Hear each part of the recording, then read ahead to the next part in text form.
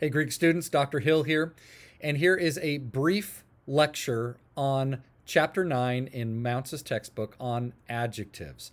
And I just want to give this a little bit of an supplement to what you're learning in class, because adjectives, there's a couple things about adjectives that can be a little confusing. And so let me just see if we can walk through this. So I'm going to make myself small here. We'll go up to the corner. And first of all, 9.5. So we earlier in the chapter, it talks about adjectives are words that modify nouns. Okay, so let's just start there. So nouns are your kind of building block. Okay, and nouns have gender to them.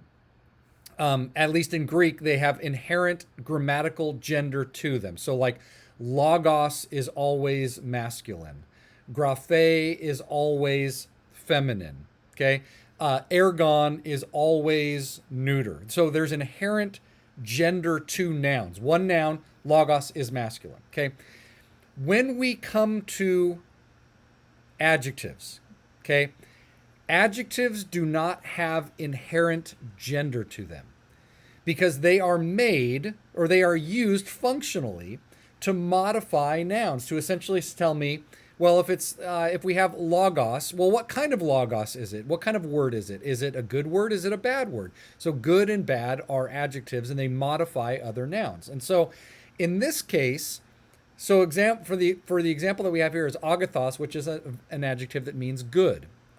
And what we find with adjectives is adjectives have no inherent gender. They take the gender of the noun that they are modifying. And therefore, adjectives can be either masculine, feminine, or neuter depending on what noun they are modifying. So far we are used to seeing nouns, and we are used to seeing a noun as either masculine, like logos, or feminine, like hora and graphe, or that a noun could be neuter, like ergon, and it would go down like this. But in this case, the adjective agathos, good, can modify logos. It can tell us it's a good word. And in that case, it would take masculine endings, and it would agree with logos, or however logos is being used, as whether it's logos or logu, logo, logon, and it would agree in case, number, and gender with the noun that it's modifying. But I could also say that, for example, graphe, writing, that it is a good writing. And so graphe, if that were the case, then agathos would take feminine endings to agree with graphe in case, number, and gender. So it could be graphe, it could be, graphe, graphes, graphe, graphane.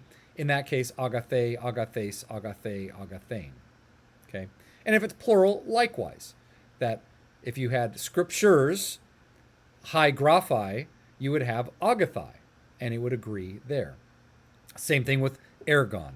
Ergon is a neuter noun, and if agathos was modifying ergon, then it would take neuter endings. Okay? So the thing about adjectives is that they can occur in any case, number, or gender, depending on the noun that they are modifying, and they will always agree with the noun that they're modifying or the noun that they're representing in case, number, and gender. Okay, that's kind of our first shot out of the gun for noun or for adjectives. Now, one of the things about adjectives, and if you look at 9.7, okay, 9.7 about lexical form is going to basically say this, that if you have an adjective or any word that can occur in any gender, whether it's masculine, feminine, or neuter, like the article is something that can occur masculine, feminine, or neuter, and it can occur in any case and in any number. Okay, so like this, agathos is an example, and any adjective is like that. The word autos is like that as well. And in that case, if a word can appear in more than one gender, then the lexical form is always, I'm going to highlight this, is always the nominative masculine singular form of the word. Anytime a word can appear in any case, number, or gender, the lexical form will always be the nominative masculine singular, like The article, the lexical form is ha. Autos can occur in any of these forms, and the lexical form is autos. So agathos is an adjective, and it could show up in any way. It could show up as agathis. If it was talking about, if it was in the dative talking about good women, right? It would be agathis, but the lexical form would be agathos, because the lexical form is always the nominative masculine singular. So even if you are, whenever you're parsing a word, so if I'm parsing agathis down here, if I'm parsing agathis, I would say that is dative, feminine, plural, lexical form agathos. Nominative masculine singular is the lexical form, and then I would inflect it, to good women or something like that, or with good women or something like that. Okay, does that make sense? Hopefully that does, and that kind of gives us a little bit of the function of an adjective, or at least the form of adjective. So adjectives can take all these endings. Now, in terms of the function, the grammatical function of an adjective, there are really three different functions that an adjective can have, and this is the same in English or in Greek.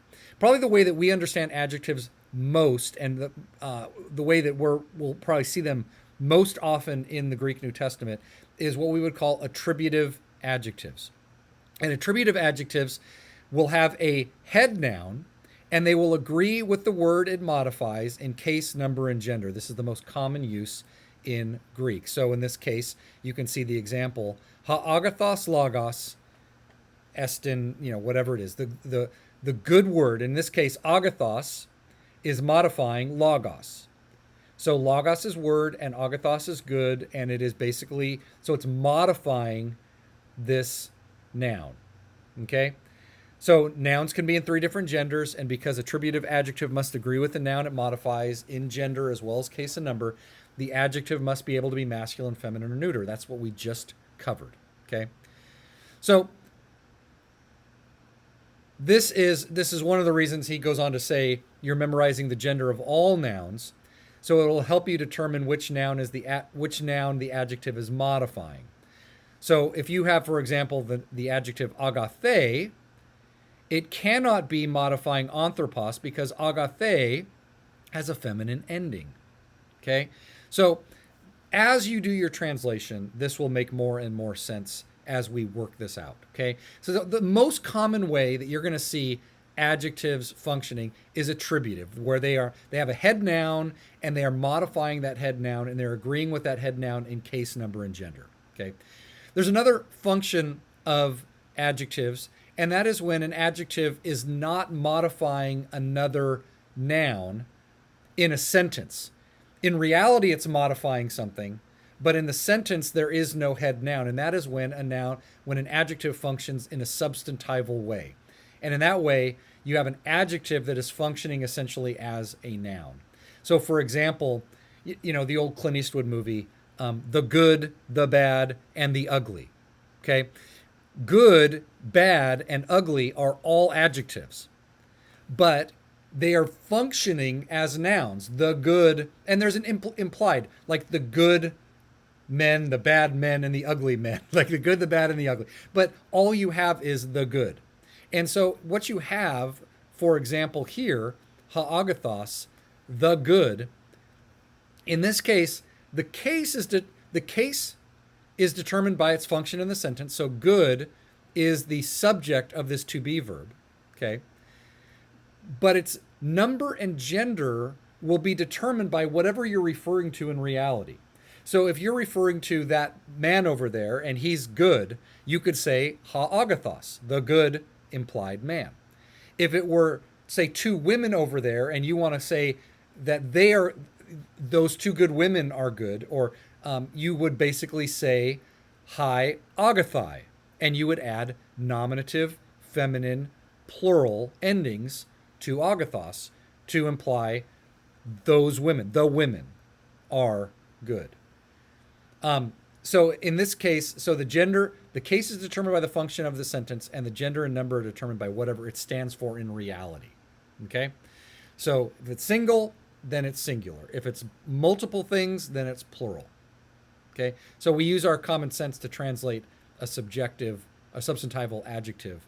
And he goes on to ask these questions, what's the case, what number and gender, and he gives you a little bit of a translation exercise here. So agathos would be singular, nominative masculine singular, a good man or a good person. But agathai here, it's feminine plural, and so it would be good women or whatever the feminine things are, good scriptures, something like that. But that it would be implied. If you have a neuter singular, agathon, then you would say a good thing. If you have plural, hoi agathoi, the good ones, something like that.